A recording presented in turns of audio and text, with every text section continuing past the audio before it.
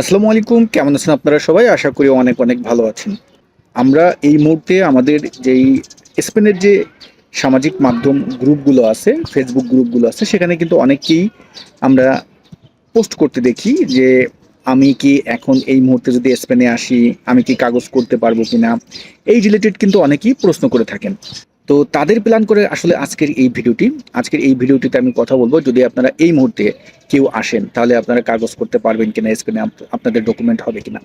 দেখুন, স্পেনে কিন্তু এই যে নতুন যে নিয়মটা বের করেছে, অর্থাৎ যাদের ৫ মাস হয়েছে ডিসেম্বরের ৩১ তারিখে যারা এখানে প্রবেশ করেছে, ৫ মাস যাদের হবে তারা যদি ডকুমেন্ট মানে তাদের ফাইলপত্র সব ঠিকঠাক রেখে যদি জমা দেয়, তাহলে তারা কিন্তু কাগজ হওয়ার তাদের সম্ভাবনা 99% থাকবে, অর্থাৎ তারা কাগজ জমা দিতে পারবে।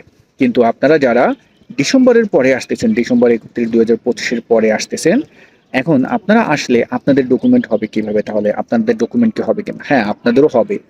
এখন পর্যন্ত স্পেনের যে ২ বছরের যে নিয়মটি আছে, মানে এই যে ওপেন ইমিগ্রেশন টাইপের যে অ্যানাউন্সমেন্টটা দিয়েছে, এটার আগে যে নিয়মটা ছিল, এই নিয়মে কিন্তু আপনারা কাগজ জমা করতে পারবেন।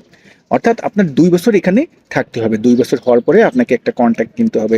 কন্ট্রাক্ট কিনতে বলতে কি, আপনি যদি কাজ করেন, আপনাকে যদি কেউ কন্ট্রাক্ট দেয়, তাহলে আপনি ওই কন্ট্রাক্ট পারপোজ কিন্তু আপনি জমা দিতে পারবেন, এবং জমা দেওয়ার পরে দেখা যায় যে ৬-৭ মাসের ভিতরে এটা কিন্তু পজিটিভ চলে আসে।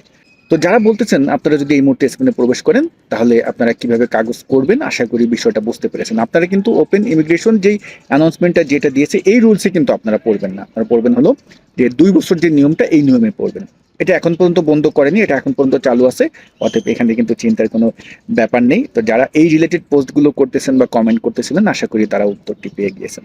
তো ভিডিওটি এখানে শেষ করছি। সবাই ভালো থাকবেন। আসসালামু আলাইকুম।